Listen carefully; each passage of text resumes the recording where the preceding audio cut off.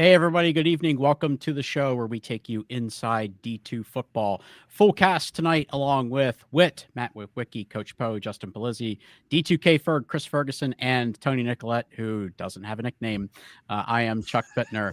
Welcome, everyone. We're going to recap an exciting week 6. We'll get caught up on everything that happened over this past weekend. We're officially past halfway, so important milestone for everybody in Division 2. We're about to start that run towards the playoffs. So you know how exciting it gets once we start talking playoffs, regional rankings, and getting close to that run towards conference championship season. So it's about to start getting really busy and really interesting, but we have a lot to talk through from this past week before we start looking ahead. And quick teaser, by the time we get to the end of this show, at the end of our picks for the Super Season, the Super 7, which we do each week, we're going to start talking about some of the early candidates or names to be aware of in the race for the Harlon Hill Award, which, of course, is the National Player of the Year award in Division 2 football. Start getting ourselves familiar with who's on track, who's kind of trending towards having the type of season that could put them into that conversation. We'll talk about some of those names towards the end of the show. So, guys, busy week 6, pretty much a full schedule. I know we had a few teams that were off, but pretty busy week. I think there were only 2 teams in the top 25 that were idle. And we are going to begin our recap of this past weekend in the Lone Star, exactly where we started last week as well, including one of the same teams. We had UTPB at home taking on Central Washington, and this goes in the way of the Wildcats. 27-14 final. Whit, I don't know if that's really descriptive of the kind of game this was. I think when you and I were chatting early on, I think when you and I were chatting early on, we were saying this is looking like it's going to be a 13-10, 13-6 kind of game, and really that's what this was. Central actually got a late touchdown at the very end when Permian Basin was kind of in rush mode to try to force the ball down the field. So it was a very close, very competitive game. I know we've got some highlights to roll and then talk us through how this one played out in the Lone Star. Yeah, and Chuck, like you mentioned, I mean, the numbers are a little deceiving with the score. UTPB was ahead for nearly this entire football games. Central Washington was ahead with 3 minutes left. For kind of for good at that point. Let's go ahead and roll some of the video. And you're going to go ahead and get a chance to see the offense for UTPB, Cannon Gibson at quarterback, and they go ahead and they spread you out a little bit on offense. They can run the football, but they're good in the quick passing game. And right now we're going to go ahead and see the amount of scores we have kind of dictate the fact that we're showing field goals. You guys know that. But we have a 7-3 ball game at halftime, and coming on out of the break, you'll see Justice Taylor, a running back. I really hadn't put eyes on him a lot this year. He impressed me. He went for 100 yards on 20 carries for a tud. But you go ahead and you see UTPB respond right here, and Gibson, he's got some wideouts that have some wheels, and they can hit the big play on you. And all of a sudden, gets kind of back and forth a little bit late, and this is what we talked about with 3 minutes left. Kennedy McGill goes ahead and scores. He's a handful in the run game. Didn't have a lot of success passing the ball today on this game, 7 of 18, and then kind of a last gasp here. As we're taking a look, Gibson steps on up trying to make a play, and we end up having a pick six going the other way, which gets that score like it was with 27-14. But I felt like with UTPB having beaten them the last few times they played, I thought that with Central Washington running the ball for nearly 240 yards in this contest, they had 2 sacks in the last handful of minutes. That I thought really kind of put a thorn in the side there of UTPB trying to make a little bit of a comeback when they needed to. And, this is a very good ball game. But at the same time, Central Washington, I think, proved what they needed to here in getting this win. Guys, I'm going to kind of kick it on over to you for a moment. Ferg, we were feeling really good about UTPB coming into this. Then Central Washington kind of unseeds them here. What are your thoughts? Well, I was a little concerned about, what I saw the week before, 2 physical teams with Dem and Angelo. And, I felt like coming into this game, Central Washington is coming in full strength. And so you really get to see, how that's going to match up against UTPB. And I think that like Central Washington made this the game that they wanted to be. It kind of went back to, instead of these like super blowouts that we've been seeing from them, it turned into that 23-24 vintage Central Washington, and lower scoring, slugfest. We're going to control the clock. They had the ball for 38 minutes. That's the kind of game they like. And they took away, Cannon Gibson's ability to truly run the ball and something he was able to do against Angelo. So to me, I figured that's what they was going to do, and that's exactly what happened for me.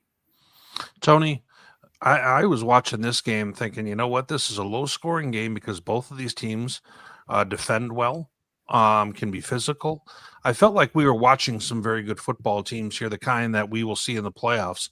What was your take seeing some of this? Yeah, exactly that. And I think the thing that impressed me the most in this game, Whit, was you look at Cannon Gibson going 16 of 39 in this game.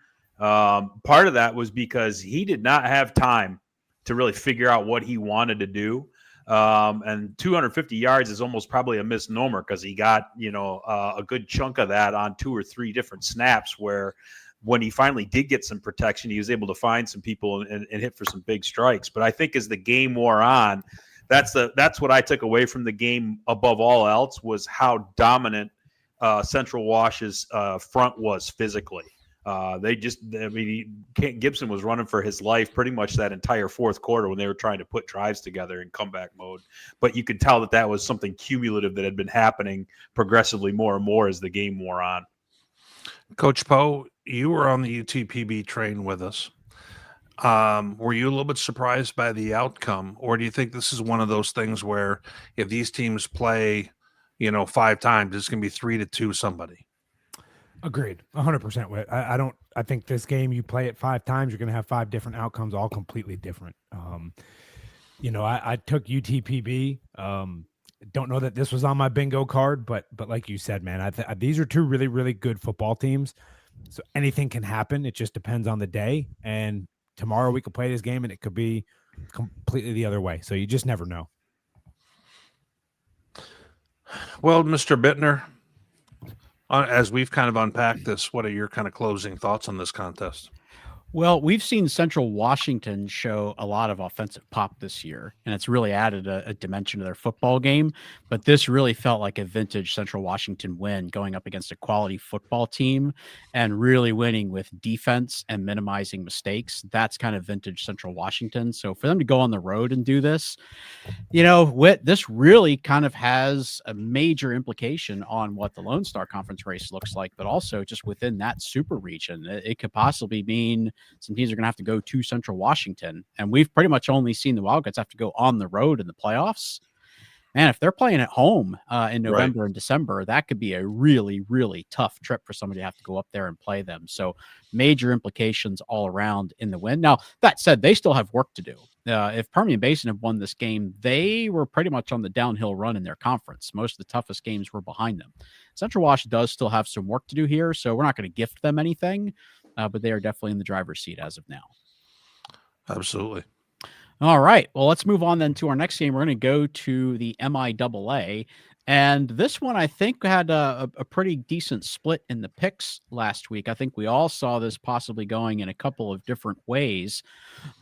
Really interesting way that we got to this outcome, though, Whit. It started off as a 14-0 run for Central. And the next thing we know, it's 21-14 Northwest, and they just kept going from there. Yeah, and Northwest wasn't having a ton of success offensively right from the start, and Zechariah Owens came on in kind of their 1B who can really move, and redshirt freshman. We're going to go ahead and see some of those highlights of him, and he had 6 touchdowns that he was a part of in this contest. And we see the squad's taking the field right here. This one is at UCM. And you're going to go ahead and you're going to see a pickoff to kind of start off the game. And then you see a Molo get loose. Nice concept here where they go ahead and they get the safety coming downhill. and they're up 14-0, and UCM's feeling pretty good about where they're at, and I'm feeling pretty good about my pick at that point, Chuck. And then as this game continues, you see Owens going ahead, and not only are they able to hit some plays in the run game, but they're also able to make some plays in the pass, a fairly balanced attack. And then you start to see Northwest just kind of pounding the rock and being very physical up front. That was something that impressed me quite a bit. They had, 350 plus yards rushing. Rich Wright is looking to the other sideline thinking, we got to be able to stop that run game. And, you go ahead and you see him get loose here again for a score, and Northwest starts to separate in this contest as we get into the back half of the game after a 21-17 lead for the Bearcats at half. And Coach Mack's got to be liking what he sees there. And, Molo steps on up, kind of loose with the football. They get a fumble right there, and, you're going to continue to see the Bearcats. It felt like they had the momentum ever once they started scoring. I mean, look at that move by Owens. If he can go ahead and play this way for them, and with his athleticism and speed, he's one of the fastest guys on that football team. They're going to be a handful because they've just got some different offensive weaponry than maybe we've seen in the recent past. And at the same time, I want to mention their inside backer, Carter Edwards, 15 tackles, 2 TFLs, a sack, a forced fumble. I mean, he was on our Elite 100 team. I thought this was his best game so far this year. And on the other side, Chuck, I mentioned this before. I mean, Donovan Amolo completes about half his passes. Started to get kind of errant with stuff in the back half of the game. Didn't throw any picks, but at the same time, I just felt like Northwest was able to really kind of disrupt him. They went with a 3-man front for a while, Chuck, and they were bringing him a backer kind of on a delay blitz, and it really kind of messed up Central for a good while. But as we take a look at this, Coach Poe, I'm going to start with you. You had a chance to see Zachariah Owens and the plays he can make with his feet. When you see that, and he goes ahead and scores 4 times on the ground, this feels like a different Northwest team than what we've had in the past, Coach. Yeah, a little bit more dynamic than what you're seeing, and I don't think that's necessarily a bad thing, Whit. I think coming in there, you got to kind of get the program back going again. So you go kind of against the grain. I'm all about it. Zachariah Owens, I mean, shows he can do it in the air, on the ground. 6 touchdowns total. Is a playmaker. You know what I mean? And that's the guy. It doesn't matter how it happens. You just got to get the job done, and he's doing it for him. So it's exciting. He's exciting to watch, and you just never know what's going to happen next. So a lot of fun. Ferg, are the Bearcats back? I think so. I think that they struggled last year on offense, and now you're seeing, sort of revamped and a lot more focus on there. 501 yards of total offense without having that much in the air is pretty impressive, if you ask me. I think they really took advantage of Central's inability to stop the run in general. They're giving up, almost 5 yards a rush, and that's pretty leaky. Tony, over the course of many years, the standard for Northwest has been so high that it's almost been like, you know what, try not to lose games because you're just going to be expected to win all the time. I think some of that got reset in the last few years with how things went. How good do you see this Northwest team right now?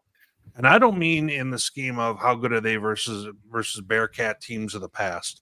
Just how good do you think they are versus the field at this moment?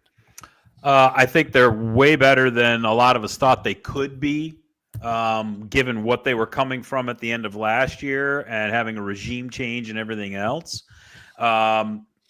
This is a dangerous football team, guys, because these are Northwest guys that know how to play Northwest football. And while it doesn't look necessarily exactly like it always used to in terms of, incredible physicality in the trenches on both sides of the ball and defenses that stifle you, this is a little bit more of, okay, we're probably still figuring out what we want to be defensively. We'll just outscore you.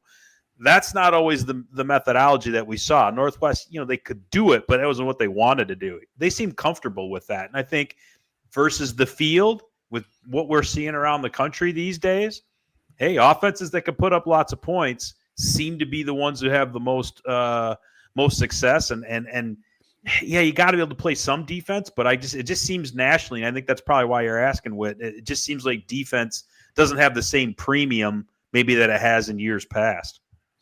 Chuck, what is your take after us kind of hearing some of the guys unpack what they saw?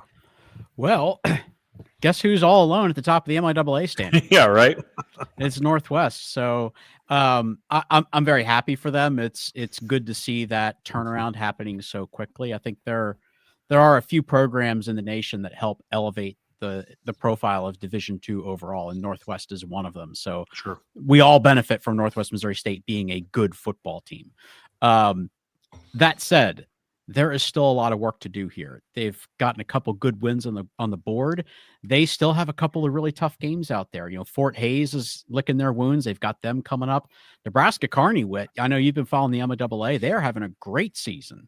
That's going to be a difficult game for them. And of course, they closed the season with a neutral site game against Pittsburgh State. So there is still a lot of work to do here. I know Coach Mack will not let them get complacent. I know with what the program's been through the last couple of years, they are not taking this for granted. I think that really works in their favor right now.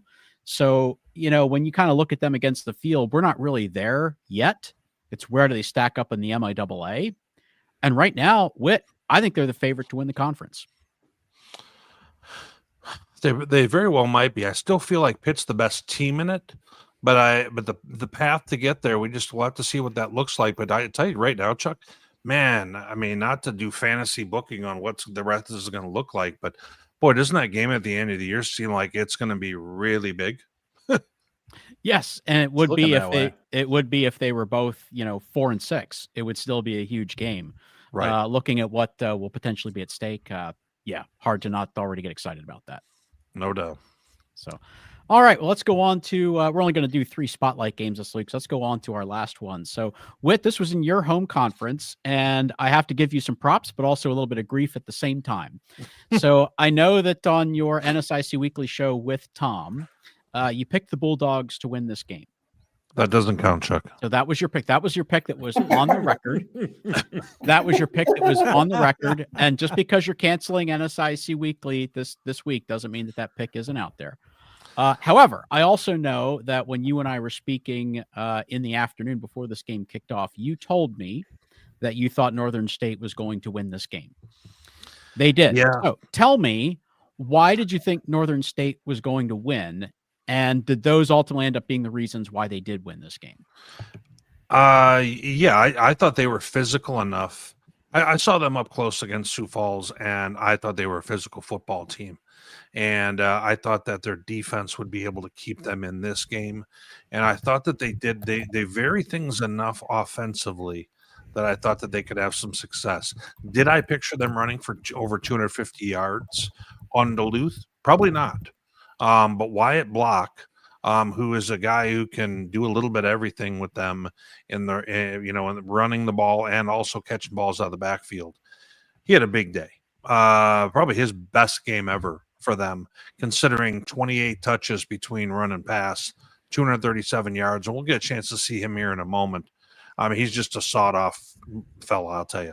But, and on the other side, it's Kyle Walljasper's the identity of Duluth, and we're going to watch some video. People get a chance to see that. I mean, when they need to have it, Chuck, and they're down 10 points, it's going to become Walljasper left, Walljasper right, and somebody want to get in front of him, that kind of thing. So let's go ahead and take a look at some of the video. This was a 6 p.m. local start at their stadium there at as they call it, the bank. And you're going to go ahead and see there's Walljasper back to pass, just shrugging off rushers, and goes ahead and throws this one up in the air, and his receiver comes down with it and kind of bails him out a little bit, if I'm going to be honest. But Duluth is up early, and I kind of immediately had that feel like, okay, Duluth's going to do their thing.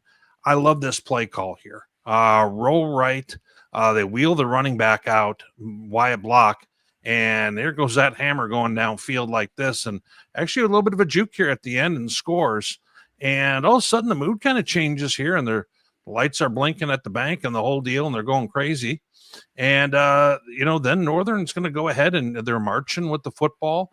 They go ahead and kind of stumble on in. And Chuck, they were up 2 scores in this game for a fair amount of the contest and having Duluth have to chase them.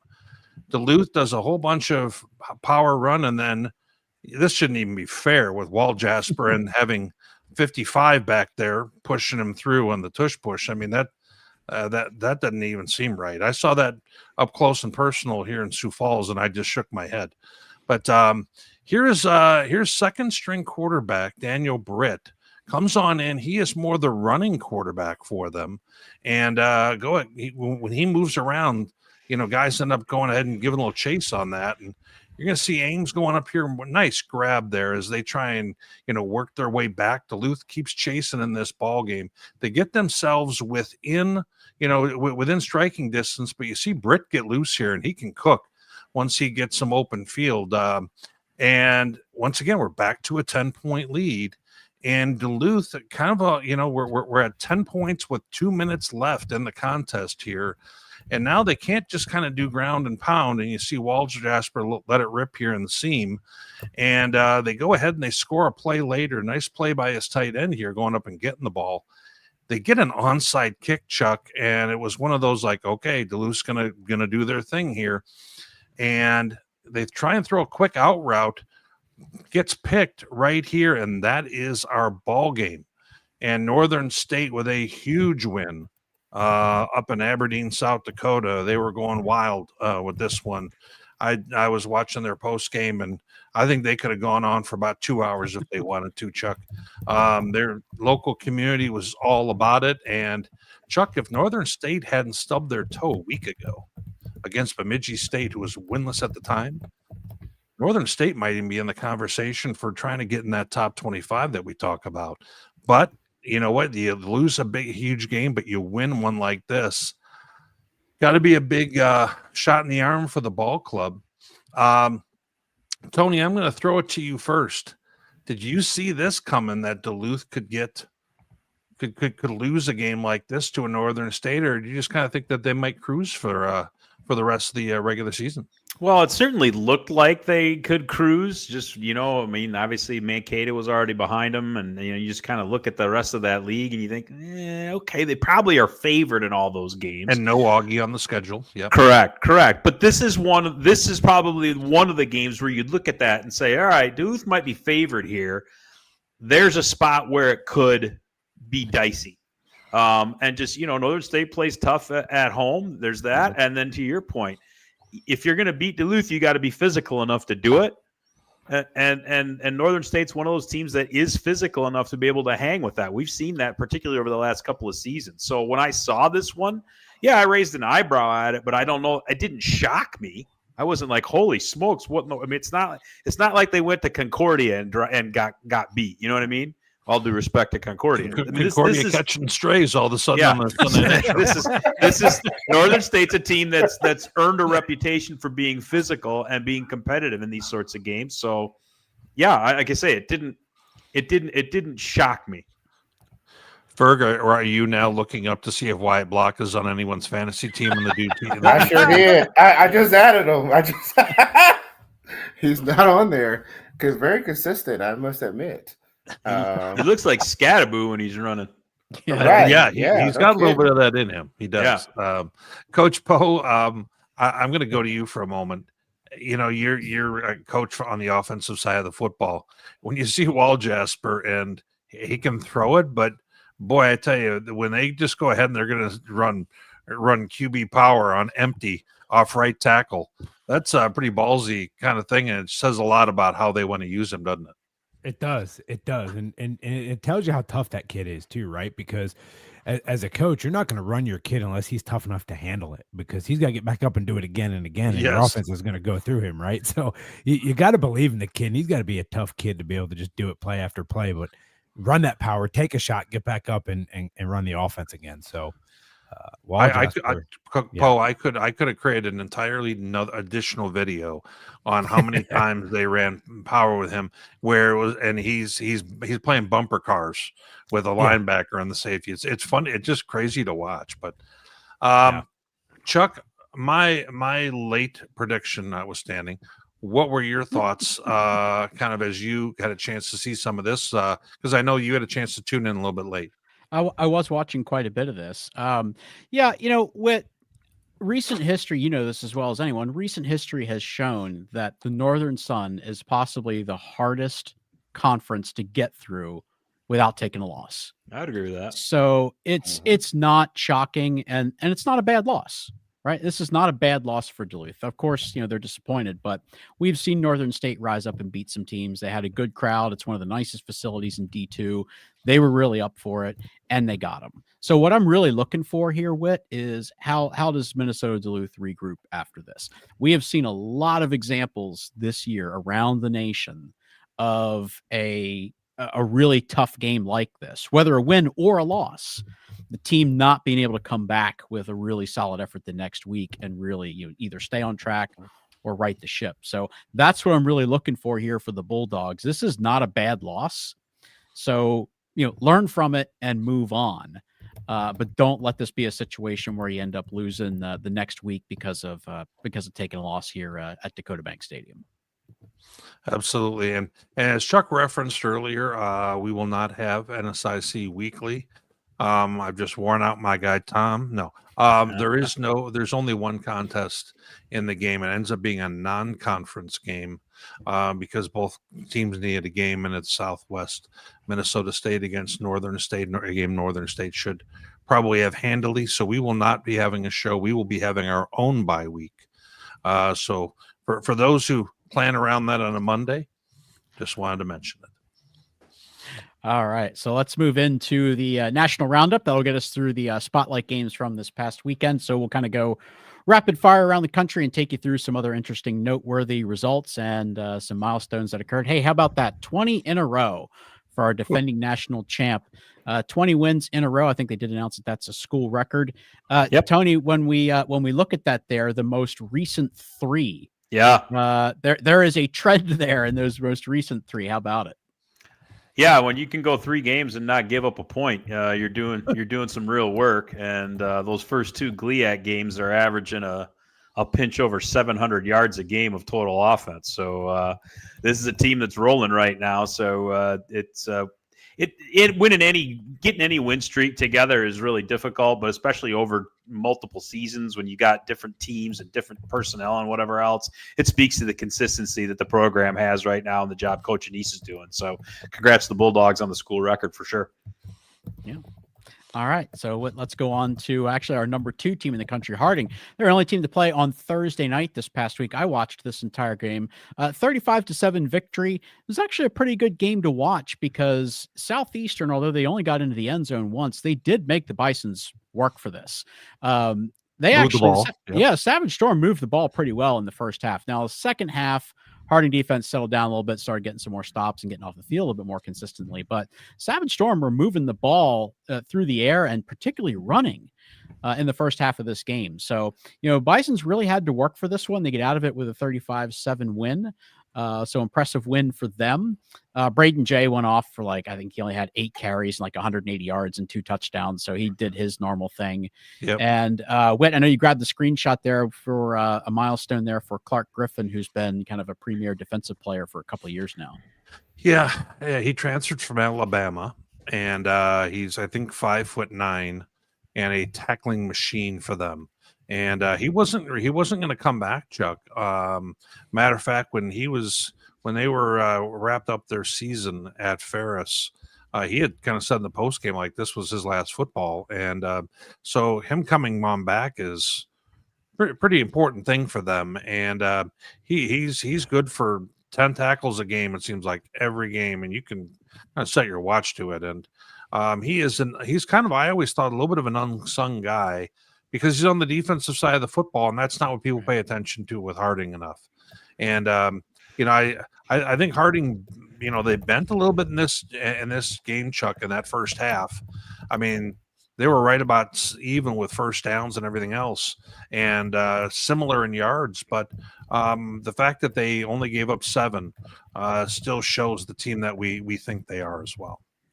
No doubt. All right, let's move on to the next one. Upper Iowa, you are permanently banned from the Super 7 picks. Let me down in the biggest of ways. Seconded. And a bunch of us fell for it too. Oh goodness, yeah. Boy, I thought they'd have something for Truman, but a nice win here for the Bulldogs. I did not get to have eyes on this game. I only got to see kind of how the outcome went. If anybody's got any talking points on this one, feel free to jump in. But good win here for Truman State. Yeah, Dunham Cook had Tony, did Dylan you get a chance to just follow it a little bit? Yeah, Dylan Hare had a great game, 23 of 27. Actually had 2 picks, so he had as many picks as he had incompletions, which normally that's an odd stat. But threw for 3 touchdowns. I think the key in this game, Denham Cook had over 100 yards on the ground, whereas Upper Iowa only had 71. So Truman's run defense really kind of was the story, just not letting Upper Iowa get any kind of rhythm going offensively. Yeah. All right. And then we had Angelo State suffered their second straight setback. I watched a good bit of the second half of this game. They did actually go to their backup quarterback. Remember, they're still playing with Braden Fuller, who's still fighting through injury, trying to make a go of it. But that offense, guys, it's just not the same without a fully healthy Braden Fuller. They really struggled to get anything going. Made the change, but I think it was just too late for that to really be effective. I think the question here is, 2 big questions. Obviously, where does Angelo go from here? But, a couple weeks ago, this is a team that we're looking at as, potentially even a top 5. And now we have to question, with Braden Fuller not playing well, is this still even a top 25 team after their second straight loss? Yeah, and Chuck, on that other side, Western Colorado, Drew Nash kind of had a little bit of a coming out party this year because he was kind of having a low key year, but I mean, he threw for 405 scores in this one against the Black Hills team that we thought was pretty game the first portion of the year. And I think that they've just kind of been leaking oil the last few weeks because they just have not been the same squad that they were, but they've had a heck of a tough schedule so far this year already. But we're going to see in the back half of that equates into some wins. But Colorado, Western Colorado, we're still waiting for them to play some of those teams in kind of the upper portion of that league. But they certainly took care of business here. All right. And then we'll go from there to the Mountain East. A couple of important results here. Charleston gets a road win at Wheeling, kind of low scoring. Not surprised by that. Wheeling is a team that seems to rise up and play good teams really well. So wasn't really surprised by that. So Charleston gets out of there with a road win. And on the right, this one, this is one that I'll claim as sort of like your Northern State win. I did think Glenville State was going to win this. They pipped Frostburg State 19-13 in overtime. Actually went into OT tied at 10 at Frostburg State, and the Pioneers get the win. And now Frostburg goes to Charleston next week. So remember, Frostburg was undefeated going into this past week. Got exposed a little bit there with a tough outing there at Glenville. They can still make that right if they could go down to Charleston and get a win. So that will be this coming Saturday. All right, Coach Poe, how about a couple down in your area? We had Anders getting a big win over Lenore-Rhine, and Emory and Henry keeps it going. Yeah, Anderson, a big win to keep it rolling there in Hickory between the bricks. Tough place to play. They come out, obviously with a 35-28 victory. So great win for Anderson. A couple big wins this year and building that program here, a younger program, putting some teams on notice. And then Emory and Henry, we talked about them a lot last week, guys. Go into Mars Hill, win on homecoming, and just another solid win for the Wasps. We talked about it. They've got some big games left, and this was a big notch for them because it wasn't just a close game. I felt like they handled the Lions at home. So good win for Emory and Henry. All right, so a couple of sack results there. And next, we'll go to the Great American Conference. Arkansas Tech has had that great start to the season. This is now their second loss of the season. East Central getting another good win for their program. They take down Arkansas Tech, and Slippery Rock on the bounce back. Remember, they had lost 2 in a row.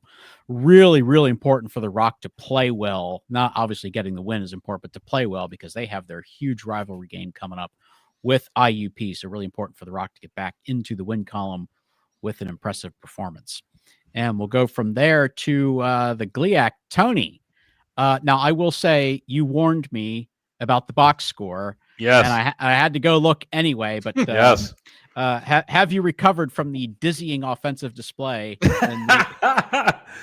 Yeah. So my thanks to Ryan Thompson and the crew over at Davenport for having me. I was actually at that game, and Ryan's comment was that in the first half it was leather helmet football because neither team had over 100 yards of offense.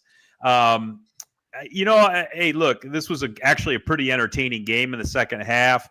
Neither team had a lead larger than 9 points at any point, and Davenport got a touchdown late, had 2 cracks at trying to win the game late, missed a field goal, and then stopped Tech 3 and out and muffed a punt. So it was there was a lot more ugly in this game than there was good, but it still was fun to be there. And so good physical game in the GLIAC that could have gone either way. So, but that runs Tech up to 5-1. So, I mean, they're off to a good start there in Houghton. And then on the other side of the page there, Northern Michigan was celebrating the 50th anniversary of their Division II national championship team, and also retiring the number 18 jersey of Steve Mariucci from that team. So it was a big weekend up there up in Marquette. And in fact, even Tom Izzo, who's childhood friends with Steve Mariucci, was up there Friday night for the festivities that they had. They were both student athletes at Northern Michigan. So as far as that was kind of cool. Yeah. So as far as the game goes, wasn't particularly exciting. I think for Laker fans, they were probably a little disappointed with how the Lakers played, particularly in the first half, but they stretched it out a little bit in the second half, and kind of a ho-hum result there. Fair enough. All right. And then we'll go back to the SR2 part of the country. Poe, we had West Florida getting, I think, an expected win pretty decisively over Showan. But how about Catawba and Wingate? Some of us were kind of drinking the Catawba Kool-Aid a little bit, thinking that the Indians might actually win this one. Didn't really turn out that way. No, I was one that took Catawba and just didn't work out. Wingate came back. They bounced back after a couple of losses there, get back in the win column, and a big win for the Bulldogs to kind of, I don't want to say salvage the season, guys, but get themselves back on the right track as they try to make this second half of season push. But Catawba, a setback, but I'm curious to see how they come back this week. Tough loss, this past weekend. Let's see how they rebound and what this week looks like for Catawba. But yeah.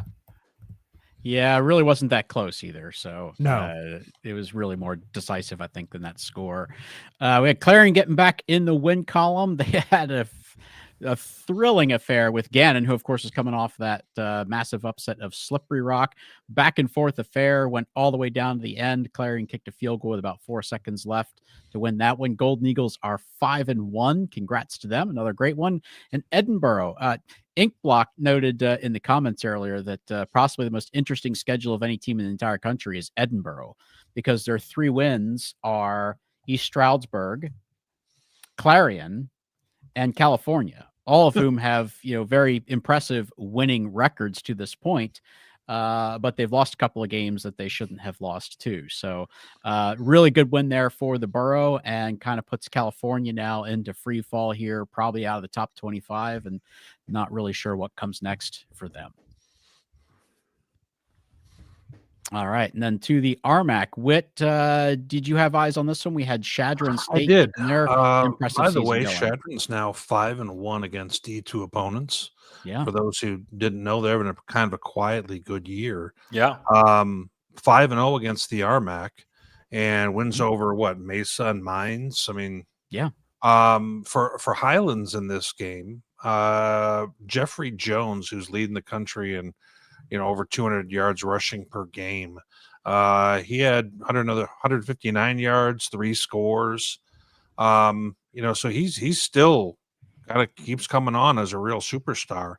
On the other side, on the right, Chuck, UCO doesn't ask a lot from Jed Huff in this one, as they're able to run the ball for over 200 yards against Hayes.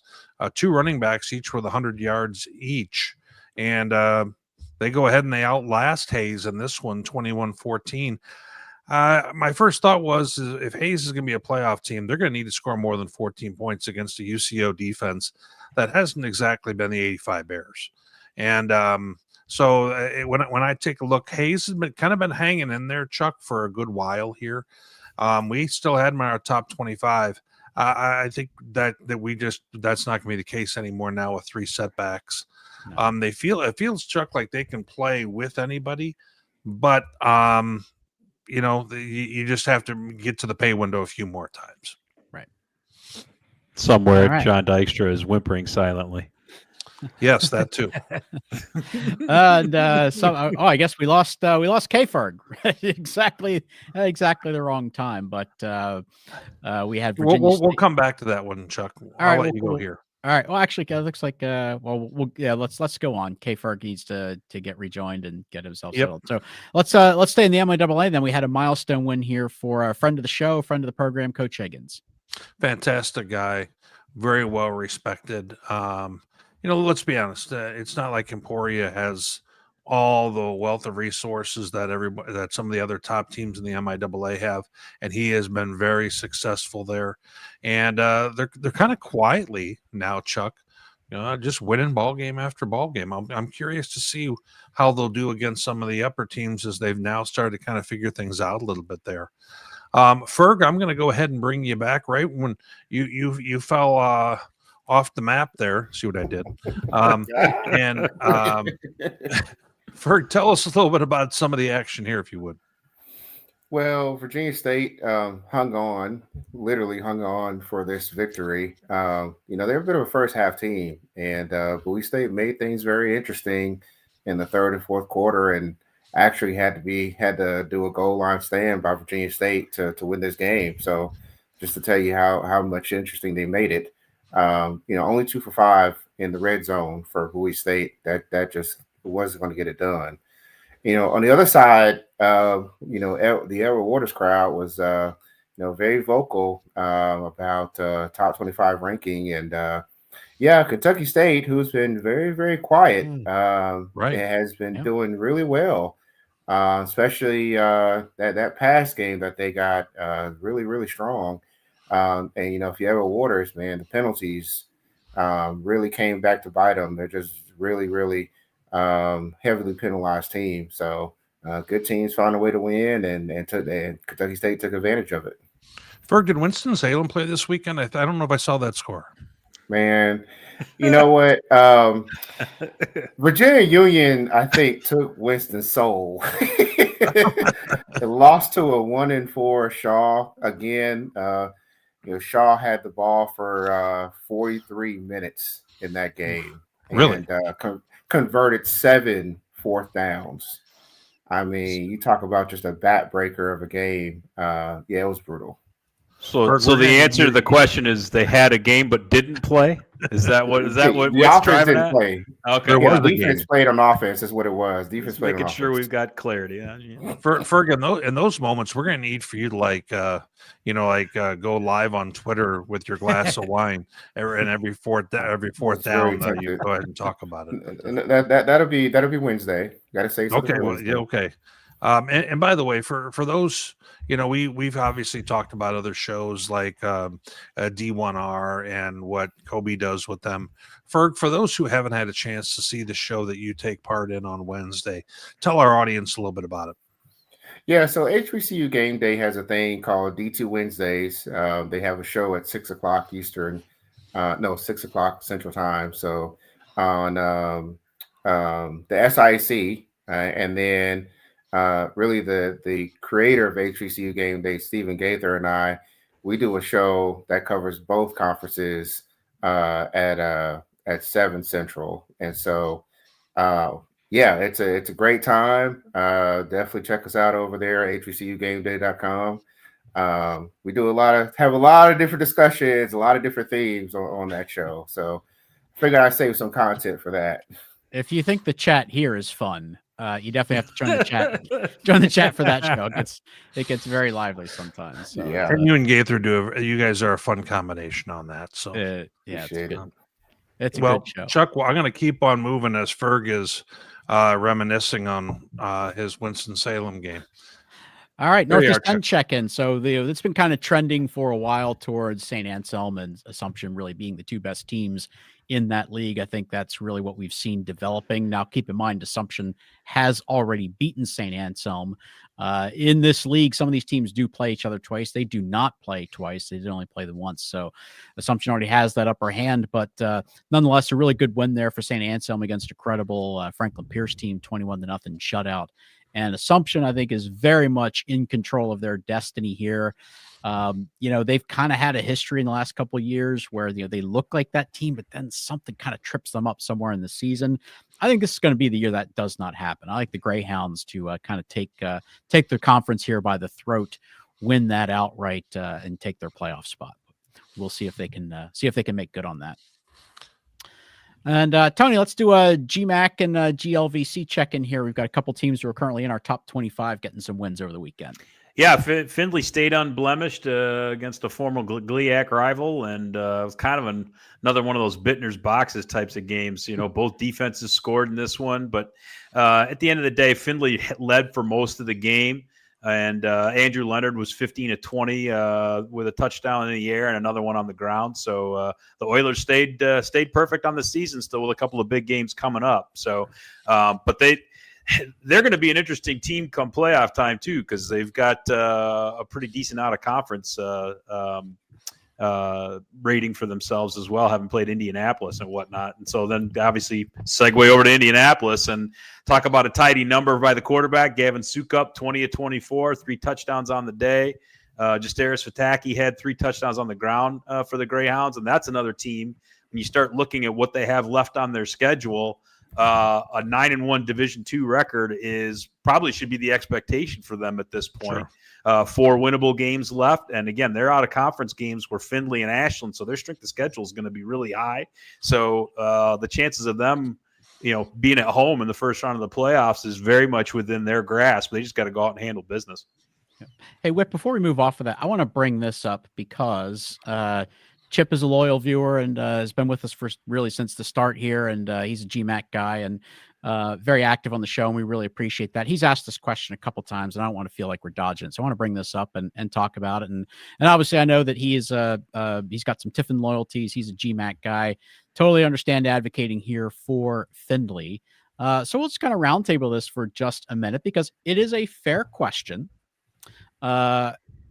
Because currently UIndy is ranked higher than Findlay in our top 25. Mm-hmm. And we know that Findlay actually beat them on the field. I was there for that game and saw that. So fair question. Who wants to take this? Tony, do you know these teams well? I'll let you kind of start with it. What's your explanation for why our poll has UIndy higher than Findlay at this point? Well, sometimes it has to do with where they were ranked going into the season. And that may or may not be a valid question, but anybody who grew up in the 70s and 80s, like a lot of us on this panel, that's what you saw every Monday morning when the AP poll would come out or the coaches poll would come out.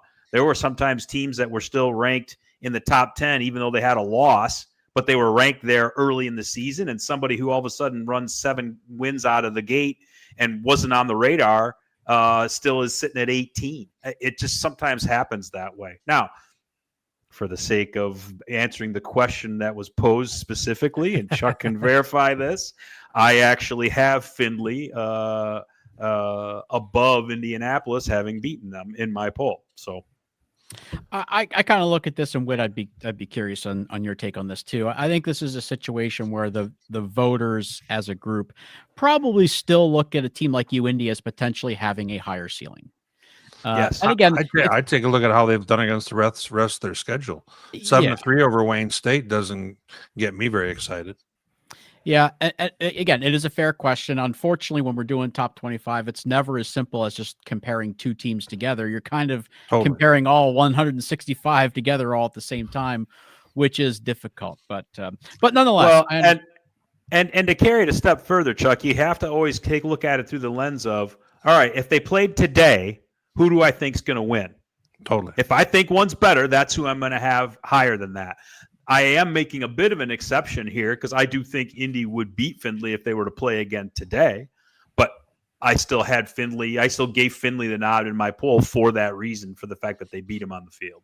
But sometimes I don't. It's just a matter of what I think is where they sit at the present time. That's what a poll is supposed to be. Yeah. I mean, because remember last year, Findlay was doing real good, and then they started playing the best teams in their conference. I can't get that out of my head because they got thumped.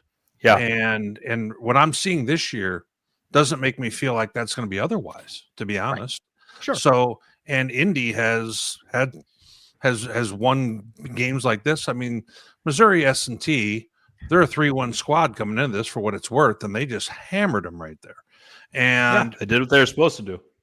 I mean, I would favor Indy to win that game more times than Findlay. Now, Findlay did beat them, sure, but these aren't standings.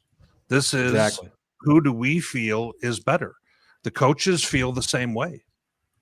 So, you know, I wouldn't get too bothered by it since it doesn't mean anything. So, I mean, took the words right out of my mouth because it doesn't.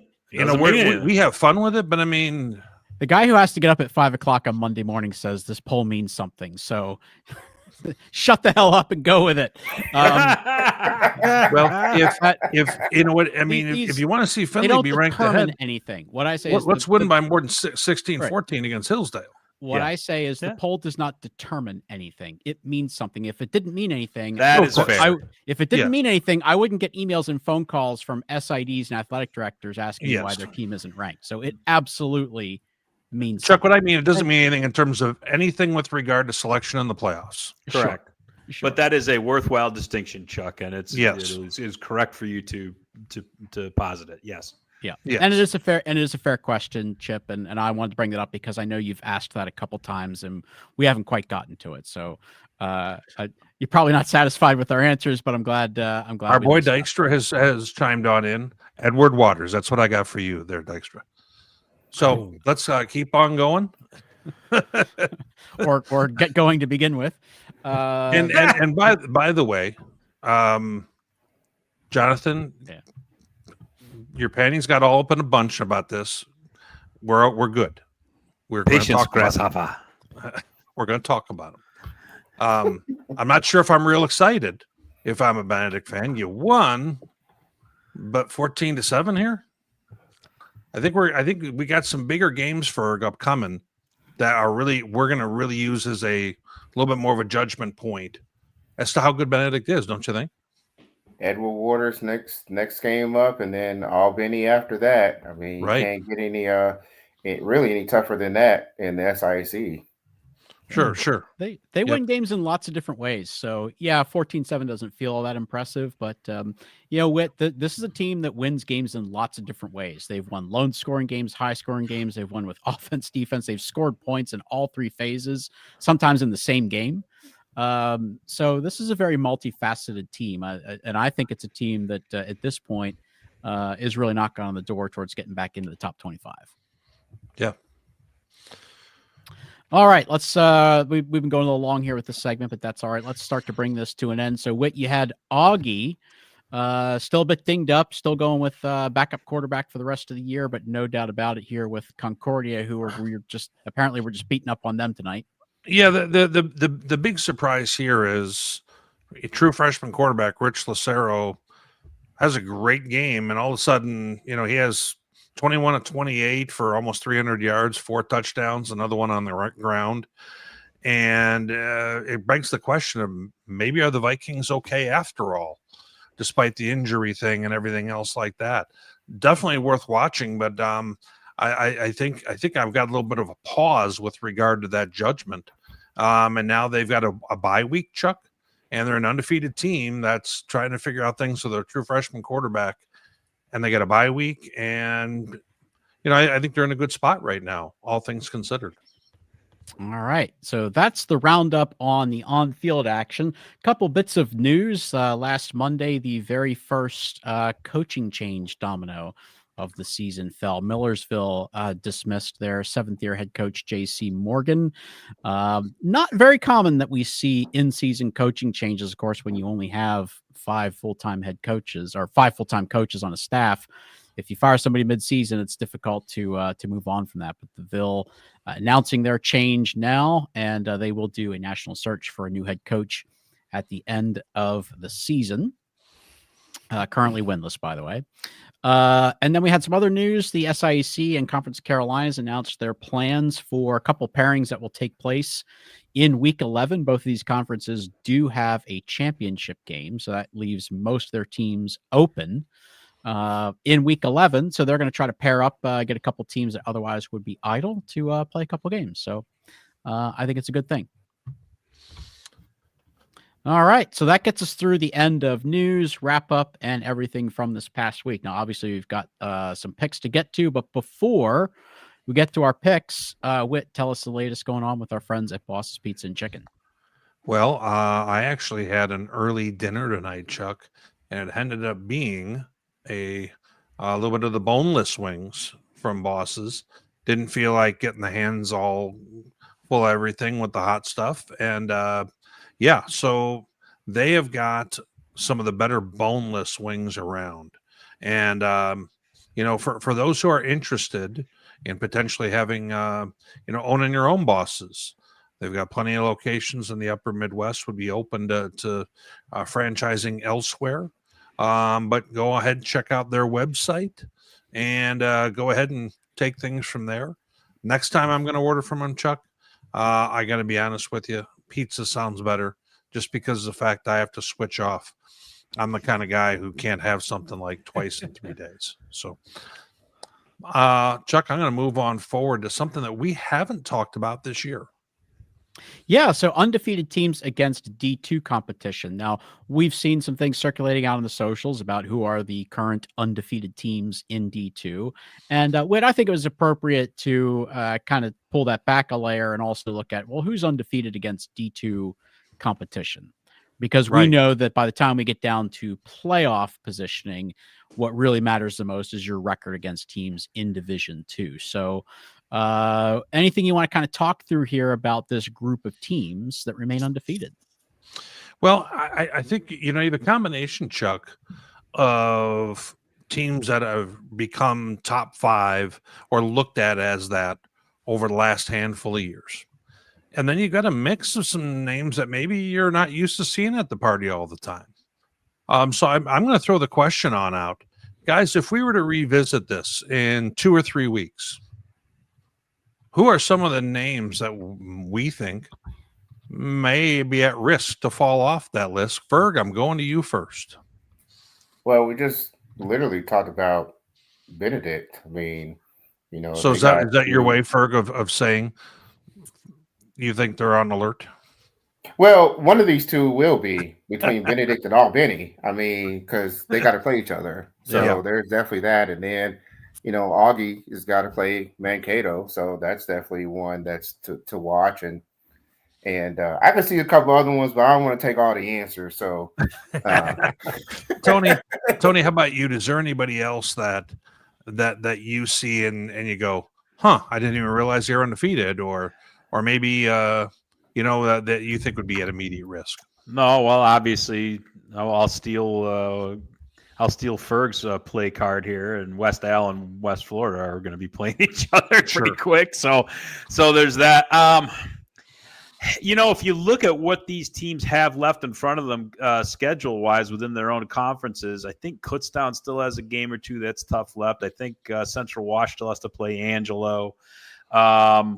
We just talked about Findlay still has a few games left, and if you're only beating Hillsdale, with all due respect to Hillsdale, 16-14 in slugfests, and only beating winless Wayne State 7-3, that to me is one that seems like they've been living on the edge a little bit already anyway. And at what point does that sneak up and bite you? Chuck and Justin, I'm going to ask both of you guys this: in the mix of teams here, who do you guys both have as your biggest surprise in the group? Chuck, I'm going to start with you first. I don't know that any of these are a surprise. These are teams that we expect to be top 25 teams. I will say early in the season, I think I was really underestimating West Alabama.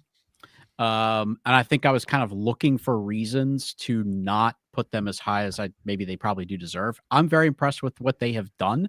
Does that mean I'm surprised? Not necessarily. But of the teams that stand out here, and again, remember, they have a new head coach this year too. So I would go with West Alabama as a team that I think has maybe exceeded my expectations a little bit. Poe, who are you have in mind? Yeah, I think there's a couple there. I'm going to take West Florida. I know they're a good team, and they're typically, a top 25 team. Did I necessarily see them being at this point? No, and both, I think, to Chuck's point, West Alabama and them, they still have Gulf South play ahead of them, and that's not going to be an easy task. But so West Florida, I think I'm not surprised to see them there, but I didn't know what to expect coming into this year, and they've definitely surprised me a little bit. Fair enough. And Joe, leave that up there. Leave that up there so Joe can read the slide and read his comment and come to his own, We're a teaching crowd here at D2Football.com. This is a safe space, No, it's not. Well, boy, Joe. All right.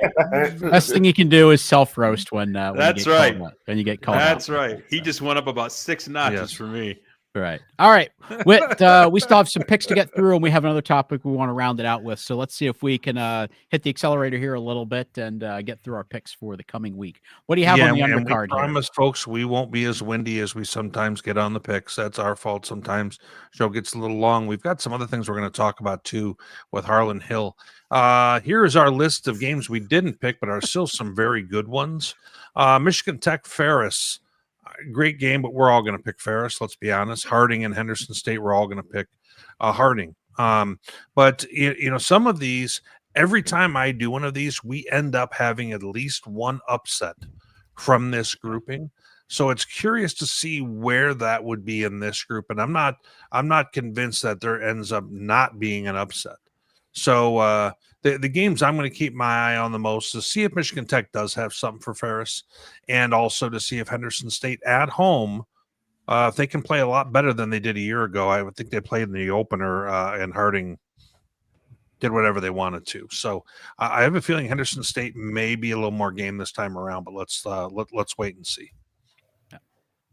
All right, well, let's go towards the picks. You know what that crap is. Let's it's the not. same thing every week. It's everybody's 3 and 4 because Let's not look at that. Post in Upper Nothing wrong with Iowa, that. you're never coming back to the Super 7 picks. That's goodness. I think it has to be said that there are 2 people on here who picked a team that lost 59-0. Yes. Just saying. Just saying. 3 of them. I'm almost at 70%, guys. I'm going to keep mentioning that until one of you guys unseats me. But, Can we move off of this graphic, please? I feel like every week it stays Yeah, up here weren't longer and longer. Weren't you above 70 at one point? Yes, I was. Thank you, Ferg. Thank you. Yeah, I'm not sure what you were going for there, Ferg. Well, with No, I'm just saying he's not there now. He's not there now. He's still above the rest of us. No, but who else has been even close to that number in the past? Ferg, drink your stuff. That's right. Okay, Ferg, we're starting with you now as punishment. IUP. And by the way, even when I wasn't here, and by the way, I played the segment. I know you guys were talking about me, but Ferg, IUP, Slippery Rock. Does the Rock rebound here after a few weeks? What do you think? I think this is probably going to be a high-scoring game. I'm going to go with the Rock to somehow hold steady, but man, it's very tempting to go with IUP. Very tempting. Yep. Tony, I'm coming to you next. How do you see it? I don't know, dude. You know what? This is the type of spot where Slippery Rock comes out and plays well, and then they'll dump one to somebody dumb a couple weeks later. I think Chuck and I were talking about that earlier. But that said, when Rock plays good quarterback play, that's where they seem to struggle the most. And Matthew Reeve is capable of very good quarterback play. So I am going to take a flyer here and take IUP. Okay. Coach Poe, where are you going, buddy? Every time I take dang slippery rock, I damn wrong. Every time. I still haven't learned my damn lesson. Give me slippery rock. Chuck, I'm conflicted by all the others right now. Chuck, which direction are you going, buddy? Yeah, I guess I'm a little surprised. To me, IUP is the prohibitive favorite in this game. Like, not even close. Now, that doesn't mean that they're going to win the game by a huge margin. Slippery Rock is absolutely going to have something for them in this. I think this will be close, but I definitely think that IUP is the favorite here. I'm going to go with the Crimson Hawks to win this one. Chuck, I want to go with IUP for all the same reasons you mentioned, but I feel like Slippery Rock just plays better in big games lately than IUP has. And IUP has let me down in the last 2 years, let's say, anytime we have them in here, including the opener against Ashland. I'm going to go against Slippery Rock. I'm not feeling great about it, but I'm taking Slippery Rock. Okay. Next game, Benedict all of a sudden getting all kinds of love on the show. The comments were chirping, and now all of a sudden they're all about on this. But Benedict and Edward Waters, 6-0 against 4-2. Edward Waters, I believe, with only one loss in D2, Ferg, if I have that right. Ferg, we're not going to start with you on this one. I'm going to start with Tony. We'll get to you. Tony, what do you got? Benedict. Fair enough. Ferg, I'm already back to you. You didn't even have time to think. I'm sorry. I'm going to go with Benedict. I think Edward Waters has too much of a tendency to implode for me. Fair enough. Coach Poe, where are you going? Give me the dang Tigers to win this one on the road. Okay. Bittner, what are you anybody going to take the home team here or no? Oh, there's certainly reasons to, but I'm going to go Benedict for the reasons I talked about earlier. I think they're just a team that's built to win in a lot of different ways. They can win any type of football game, and I think that's really going to help them here. So I'm going Benedict. Saving the home team for you, Whit. I'm going to take them. You know what, guys? I'm going to increase my lead. I'm going to take Edward Waters here at home. Importantly, if this game was neutral site or on the road, that's different. I got Edward Waters at home. I think they're going to rebound here. You're going to get a lot of love from the president on that one. Very, very, very active on X. I know he is. Maybe we'll have him on next week if they win. But UNC Pembroke, North Greenville. This feels like the conference championship for Conference Carolinas, even though I haven't been paying super close attention to their standings.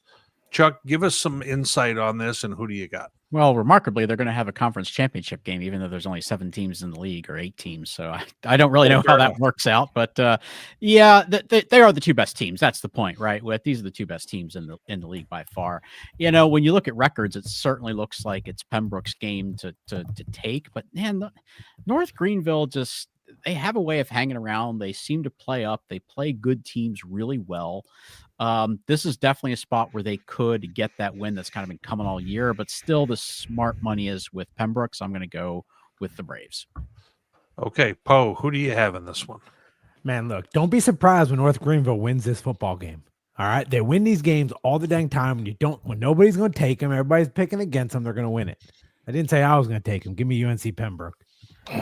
Well, you know what? I'm taking North Greenville, Poe. I like him in this game for all the reasons you just said. And I think that they played a pretty tough schedule and haven't done terrible with it. Yeah. Tony, who do you got? Yeah, and I struggled with this one for all the reasons you just laid out, but the Braves have treated me right this year, so I'm sticking with them. I'm going to dance with who brung me. Ferg, come on to the wit side here. You going with North Greenville here? I'm just looking at common opponents right now, and what Delta did to North Greenville, the same Delta that lost. That's first game of the season, Ferg. Let's don't overlook. Don't over. No. I got to go with Mark Hall and company on this one. I feel pretty good about Pembroke.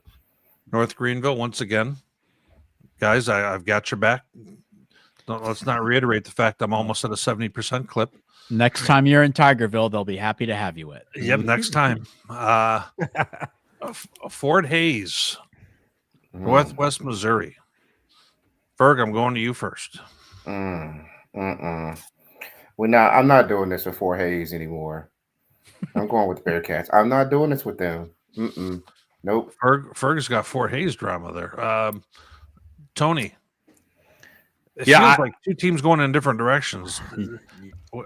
You took the words right out of my mouth, man. I mean, that's exactly what I was going to say, and that's why I got to feel like I got to take Northwest. So, yeah, I don't know how much what else needs to be said there.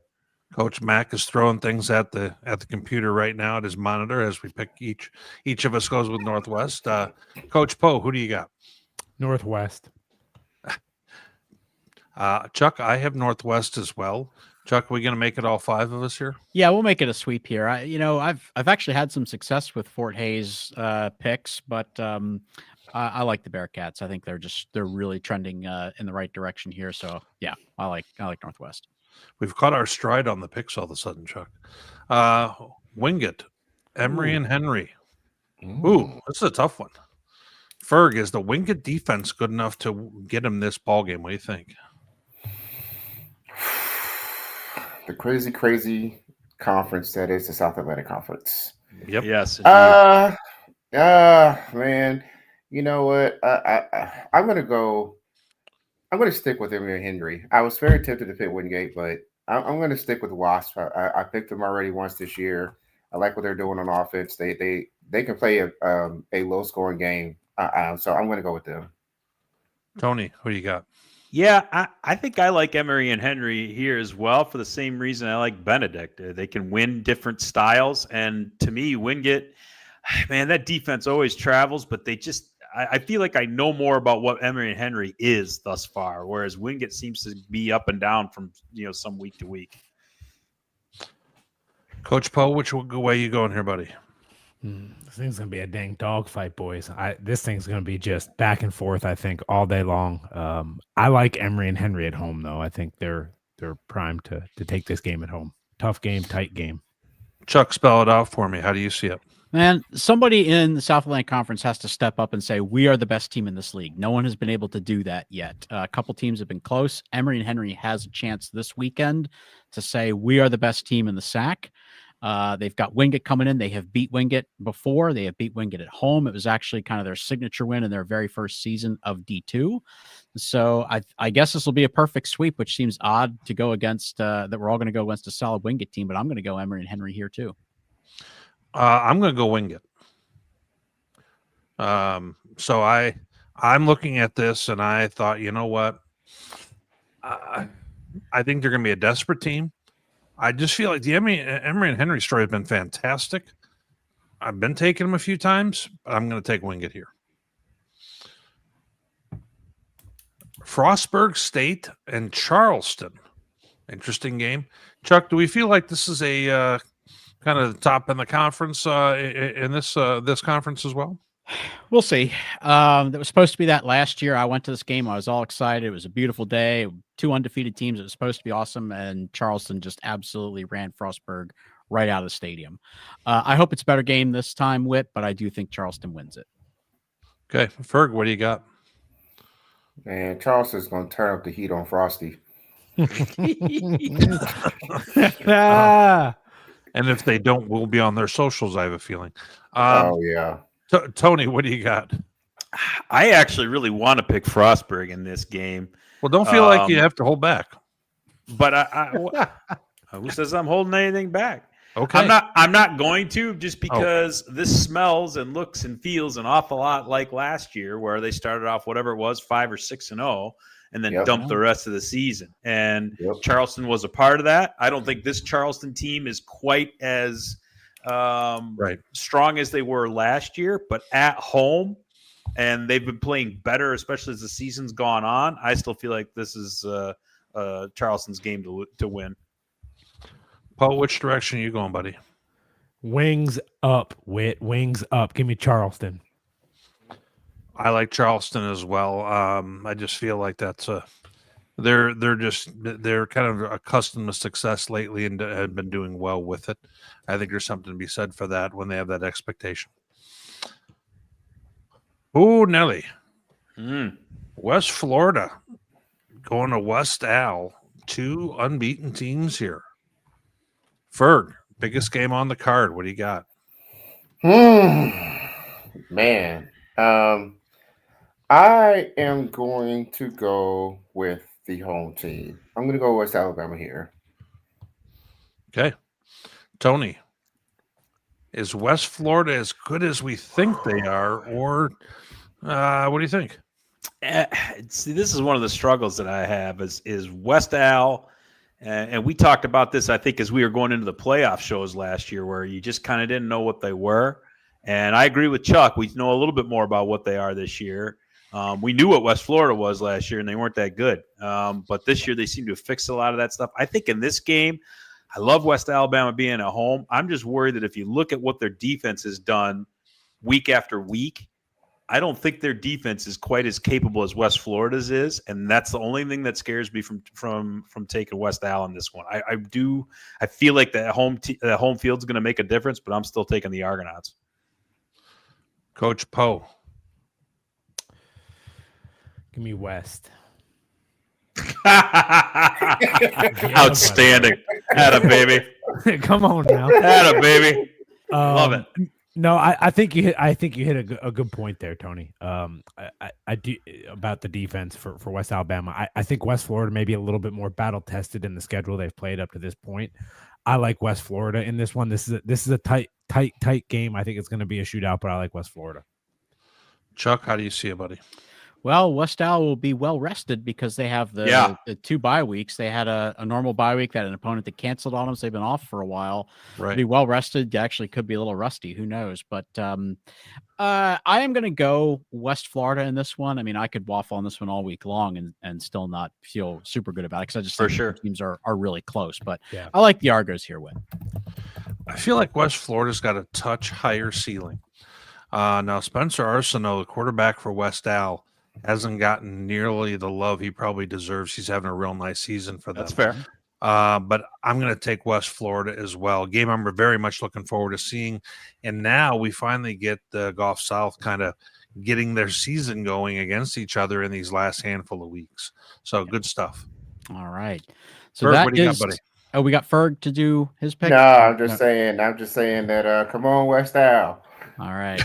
All right. So, Whit, did we get is that everybody in the picks then? It sure is. And now we're on to the fun stuff. All right. So that gets us through the Super 7. So we are running long, but we want to spend a couple minutes just to start to surface some of the names of some of the players that we should really be thinking about as SIDs and coaches start thinking about who their nominees are for Harlon Hill. So we have a bunch of faces here on the screen. We have a few in particular that we want to spotlight, and we may do this periodically over the next couple of weeks and weave in a few different names. But as of today, walk us through, and we'll talk a little bit about them more in depth, but walk us through some of the guys who are starting to put up the numbers that put them into this conversation. Yeah, and there's a lot of faces on here that guys already know.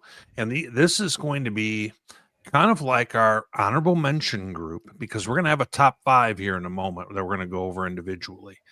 But some of the guys that may not be getting as much love nationally are guys like bottom left, Connor Ackerley down there, quarterback who for Western New Mexico, who is right up there with leading in yards, touchdowns, and everything else. He's on a 1-win ball club, so that's kind of an uphill battle in itself, but we wanted to give him a little bit of love here. I'd already made the graphic, and Trayshawn Watson, far left side from Minnesota State, was leading the country in receiving yards. He's hurt, and now is apparently going to miss the rest of the season. Tough deal for them and for him and Mankato both. Now, we also mentioned Jeffrey Jones from New Mexico Highlands, kind of in the middle left of the graphic. He's the one who he's a freshman who's putting up monster rushing yards. I want to go ahead and give him a bit of a shout out as well. Reggie Ratzlaff, along with a whole lot of others, that Candy McGill up in the top left.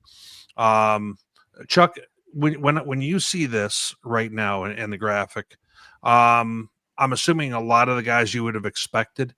Who do you feel in this might have kind of the best chance outside of the 5 that we're going to see? Who do you feel like would be kind of leader in this graphic right now? Well, the one that always stands out to me and is Braden Jay from Harding.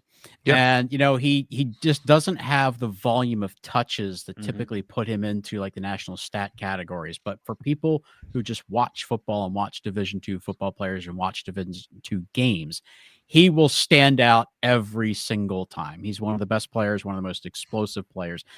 And we're going to see as we kind of walk through this a little bit, we don't really have a quarterback that's really separated from the rest of the field.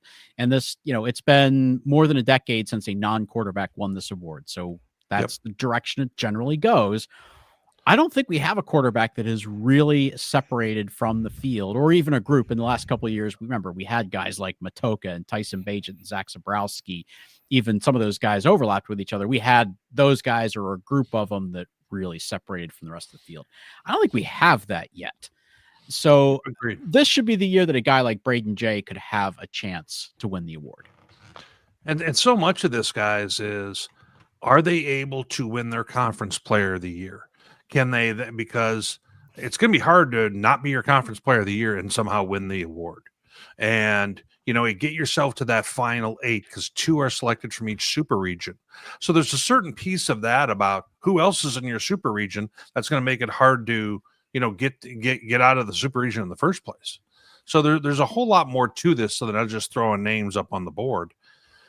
But Chuck, let's go ahead and look at who we would have right now as maybe kind of that next group. And I'll be honest with you, I think the guy who right now is number 1 is Curtis Allen at Virginia Union. He's averaging almost 200 yards rushing per game, which is almost like a sweet spot there. Yeah. Because if you can get yourself to 2,000 yards and 20 plus touchdowns, and he's certainly on that pace. Ferg, we had some other guy that we gave a whole lot of love to in the past from Virginia Union. I feel like he's almost outpacing Jada Byers. Yeah, in some ways he is, especially when you're looking at that the rushing yards per game in particular. But Jada Byers was right up there even before him. Tobias Taylor was right up there, close to the top of the leaderboard, and all-purpose yards without even having to do a lot of return yards. And he just sort of continuing that trend. But man, Curtis is just a man amongst boys out there in the games that he plays again. It just takes 2 or 3 people to tackle him like almost every play. And so, I mean, he by himself is the game breaker. I mean, that's a big deal for when he's on that field. No doubt, no doubt.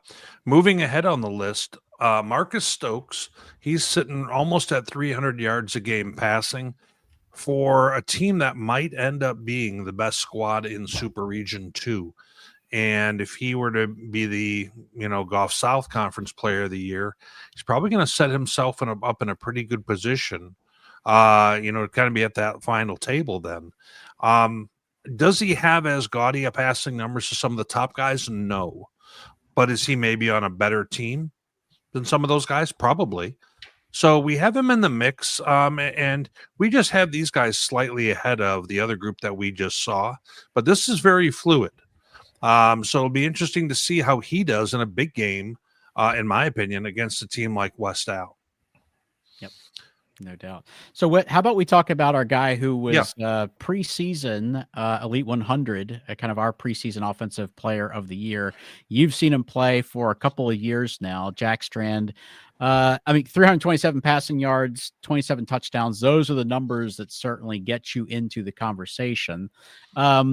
I guess to be fair, for when you play at Moorhead, you kind of have to have 300 yards per game passing because that's just what they do. It's but let's not dismiss that. He's been playing really, really well. Talk about his game and what makes him a solid candidate. Well, there's a reason he is in the top 5 NFL prospects in Division II football. He's a big fella. I mean, you can just see him there. I mean, he's a big fella who can throw the ball very well, gets rid of it very quickly. He's got 11 picks. Some of that is because of the fact he's asked to go ahead and sling some up at the end of games for, in moments where they're trying to win a contest because they're a little bit over 500 type team. But at the same time, Chuck, I'm not sure if you're a Jack Strand who's not on the top team. I almost feel like you got to be closer to that 350 mark per game in terms of passing, or crazy amount of touchdowns, because otherwise, once again, you don't really separate yourself from some of those other passers. But I have noticed, Chuck, in the last few weeks, he's had over 70 yards rushing, and I think each of the last 2 games. He's not the greatest rusher, but you know what? It's kind of like Zimbrowski last year, where people are just so much sitting back on the pass that he's going to go ahead and get chunk yards rushing just because people are sitting back in the zone on him and things like that. So now, Chuck, we've got 3 out of the way. Here's a name that probably everybody didn't have kind of on the card and may not have realized how good a season our guys having on IUP. Talk to me a little bit about their quarterback. This is my sleeper at this point. He has been very quietly having a tremendous season for IUP. And remember, we were all down on IUP after that opener where they lost to Ashland, and they just really didn't do anything offensively. New offensive coordinator with Frank Signetti Jr., brother of Kurt Signetti. Long history there at IUP. Took a couple weeks to really implement that offense, but man, they have gotten it going, Whit, and the passing that they have been able to do is phenomenal. Now, the one thing to keep in mind is that they also have a very elite wide receiver on that offense. Yep. Massey. So we're assuming at this point that Reeve would be their nominee when we get to that point, but that's not etched in stone. They could go the other way if they chose to. But Reeve is having a great number. The touchdowns to INTs really stands out to me. So, IUP is another one of those teams that has their toughest games ahead of them here. If he has a big game this weekend, if he has a big game against California, if he has a really good touchdown to interception ratio, he is very much in the mix here in Super Region 1. Well, and Chuck, we saw him in the opener against Ashland, and he didn't have a good contest, and he was under duress quite a bit. He was sacked 6 times in that game, I believe. Yeah. So this is his kind of chance to go ahead and really shine, I think, when we're going to be most paying attention, no doubt about it. No doubt. Let's go to this will be our last one. So, Tony, when I was a kid, I remember my dad, was just learning about college football. And I remember my dad telling me about the Heisman Trophy, and he said, one of the guys who will always be in the mix is the Notre Dame quarterback. That people could just put on their ballot, Notre Dame quarterback. By the time we got later in the 80s, it was the Miami quarterback, and then it was the Oklahoma quarterback. I guess in Division II, you could kind of always assume that the Ferris State quarterback is going to be a contender. Now, this is a name that we're still getting acquainted with. But Wyatt Bauer having a pretty impressive debut season here for the Bulldogs. Yeah, no doubt about it. And I think, if you look at the way that that Ferris offense is based, again, and we talk about this ad nauseum on the show, but I think it bears repeating, that is a run-first offense. And a lot of those carries are going to come from the quarterback position. And so any of the successful quarterbacks or highly successful quarterbacks that have been at Ferris, whether it's a Jason Vanderlaan or a J. Rue Campbell or a Jared Bernhardt or anybody along those lines, those are guys who can run the football extremely well. So they end up sometimes getting 15, 18, sometimes 20 and 25 carries a game, depending on the game script and the circumstance. And they sometimes put up a whole bunch of touchdowns on the ground or a whole bunch of yardage on the ground. And then when they are asked to throw, oftentimes there is enough misdirection going on and whatnot with how their offense is structured that when they are throwing the ball, they're throwing it to guys who are wide open in space. Last week, Bauer threw downfield quite a bit, but that's not something that you see necessarily as often. Their bread and butter is more of that short to mid-range, but you get it to a guy in space who all of a sudden can take it to the house. And so the numbers that somebody like a Bauer or that Ferris quarterback could put up are sometimes really eye-popping, and we've seen that historically. I think that's a great analogy, Chuck. It seems like these guys are always on that list. I think for this year, there are a couple other guys who are just putting together such good seasons that it might be a little bit tough for Wyatt, just from the standpoint that he doesn't play whole games very often. I mean, last week at Roosevelt, he only played 2.5 quarters. Yesterday, I think he only maybe played a quarter and a half against Wayne. So if he was really playing full games against every team, he might put up even more eye-popping numbers. The other thing, too, is they mix in other quarterbacks. Carson Gulker's still getting snaps here and there. Chase Carter played a ton yesterday. So he's not even the sole guy taking all those snaps at the position sometimes. So it's definitely worth noting. But, yeah, I don't know if this is going to be his year or not, but he's definitely off to a great start. Absolutely. All right. So we went a little long there, but thanks for hanging in there with us. It's obviously celebrating the players is really the most important thing that we do here. So we'll try to do a little bit more in that as the weeks go on to start the build up and the hype for the Harlon Hill Award. Whit, run us through a couple of your thank yous, and then we'll see if we want to do some questions and answers. Yeah, KQ2 down in St. Joe for helping with those highlights with Northwest. Good stuff. Northern State did a nice job also with their game as well. Got to mention them. And then Flow Sports for carrying the UTPB stuff. Guys, we always want to make sure that we give them a little bit of love, because the fact that we're using some of their material to kind of help with our show.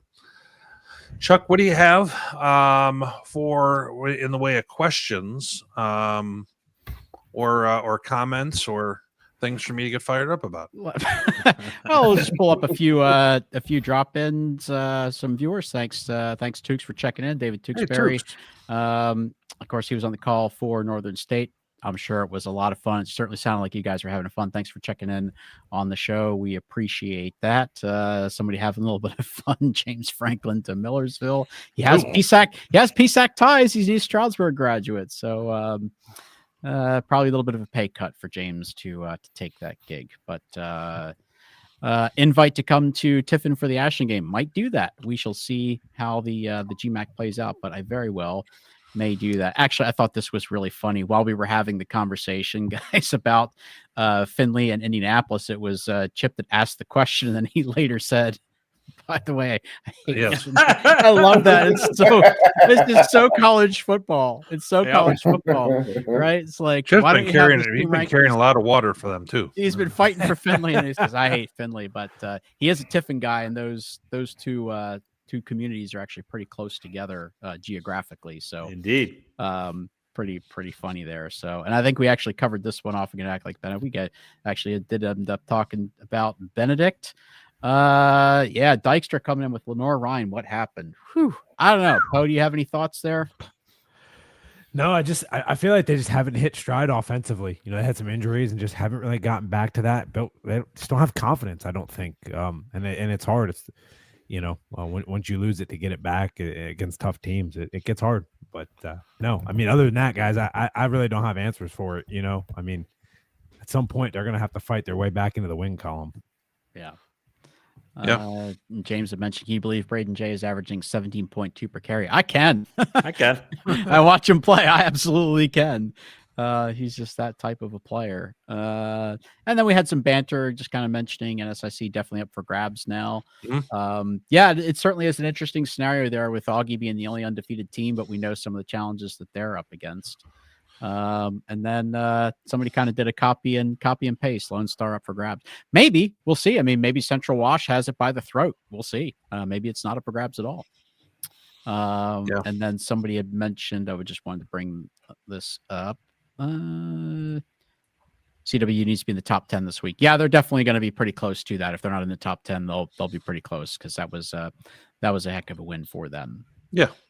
So I think that's most of it. There are probably a few others. Apologize if we didn't get to some of your questions and observations, but that gets us to about an hour and a half. So I think we'll call that a show.